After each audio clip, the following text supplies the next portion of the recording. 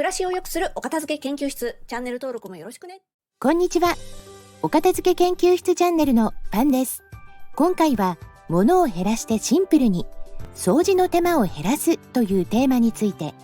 SE 編集部編、みんなの持たない暮らし日記、シンプル衣食住を楽しむ秘訣をもとに考察していきます。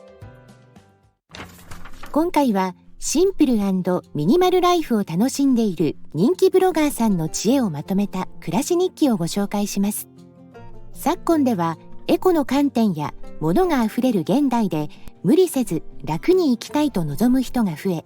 シンプル&ミニマルに暮らしたいという意識が芽生えました。本書は最小限のものですっきりとシンプルに生きるアイディアや人生への向き合い方など、ミニマルに生きるブロガーさんたちがそれぞれ経験してたどり着いたコツをまとめて知ることのできるとってもお得な一冊となっています。今回のおすすめは、ゆるく小さくきれいを維持しようです。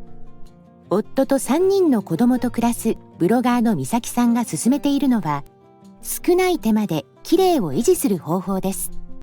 例えばリビングの中でも特にホコリが気になるテレビなどの電化製品や障子の桟など、気がついたとしても掃除道具を取りに行くのが面倒で見て見ぬふりをしがちな場所ですね。そこでみさきさんは壁掛けテレビの裏の壁にフックをつけて隙間にダスターを吊るしたそうです。そうすることでホコリに気がついた時に片手で取り出し、ささっと掃除ができるようになり、ズボラでも面倒くさがりでもこまめに掃除が継続できるようになるのだそうです。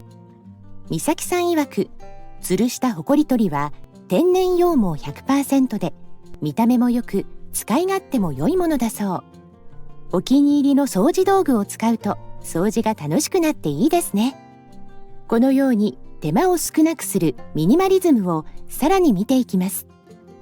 本日のお品書きはこのようになっています。物を減らしてシンプルに掃除の手間を減らすについて3つのポイントにまとめてみました。1、食器を手放す2つの方法。2、苦手な掃除は習慣化でやっつける。3、プチストレスを解消する裏技。それでは参りましょう。まずはじめに、1、食器を手放す2つの方法について解説していきます。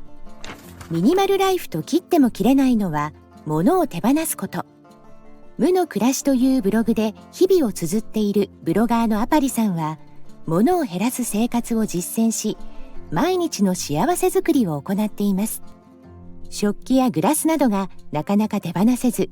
見直しを続けているアパリさんですが、食器を減らすために行ったことは2つあります。1、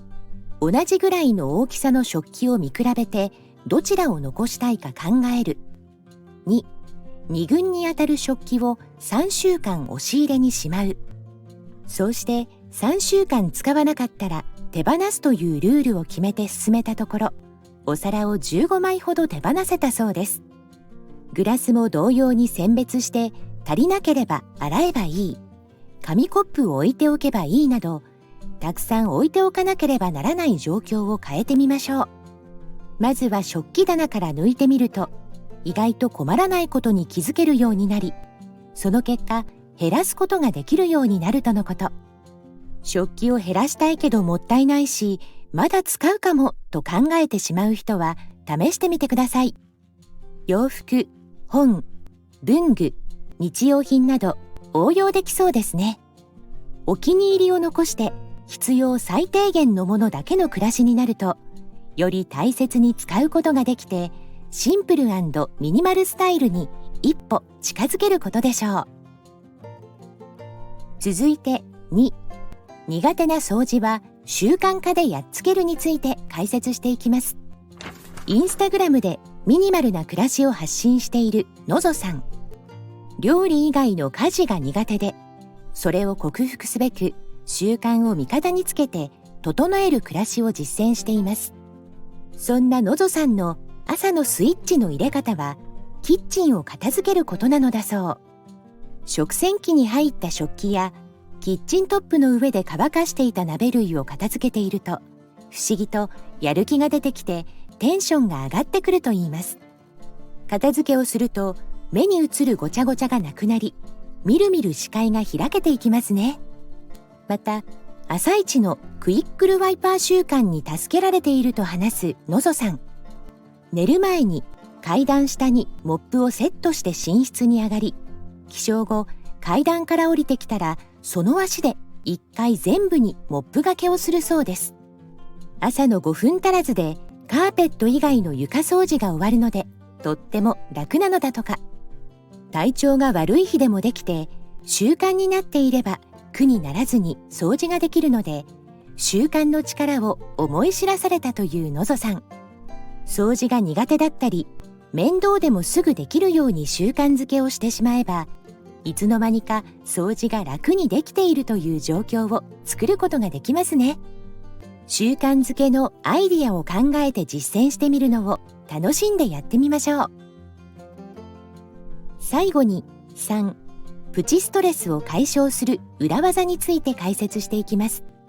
ストレスなく暮らす収納アイディアなどをブログで発信しているなーさん。ワーキングマザーで忙しい毎日でもできる方法を発信しています。例えば、蓋のないゴミ箱にビニール袋をかぶせるとき、そのままかぶせてしまうと、ビニールが外側にビローンと出てしまい、見た目が悪いと感じることがあると思います。そこを改善するのがプラダンを使う方法です。ブロガーのおまめさんが実践されている方法ですが、プラダンをゴミ箱のサイズに合わせてカットし、それをくるくる丸めてゴミ箱に投入します。そこにビニール袋をかけるというアイデアだそう。そうするとゴミ箱が見た目にもすっきりします。他にもなーさんはキッチンの排水口の掃除について改善をしてみたそうです。排水口のカバーを外す。丸めたアルミホイルをゴミ受けのカゴに設置する。排水口カバーは蓋をすることで見えないから、まあいいやと掃除をサボりがちになり、気づいた時にはヌメヌメ状態になってしまっていたそうですが、なーさんはシンク掃除が劇的に楽になったと述べています。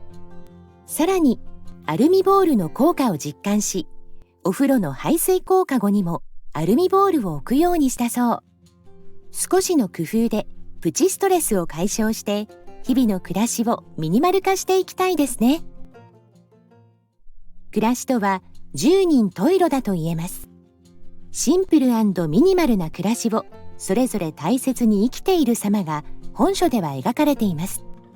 しかし共通して快適のために物を減らす、すっきりと整えて家事が楽できるように片付けておく、少数精鋭で物を大切にして暮らすなど、コアの部分は変わらないのだと思います。いろんな人のアイディアをどんどん取り入れて、自分なりの人生の歩み方を作っていきたいですね。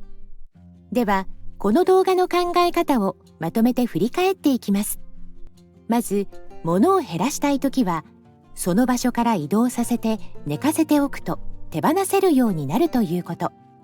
次に、自分が移動する場所にモップを置くことで、掃除習慣が楽に作れるということ。そして、プチストレスにはアイディアを、みんなのアイディアをどんどん真似して実践してみようということでした。物を減らしてシンプルに、掃除の手間を減らすの解説はいかがでしたでしょうか。概要欄に今回ご紹介した本の詳細がありますので、チェックしてみてください。お片付け研究室チャンネルでは片付け、掃除、家計に関する本を紹介しています。チャンネル登録をして新情報をゲットしてくださいね。それでは次回の研究動画でまたお会いしましょう。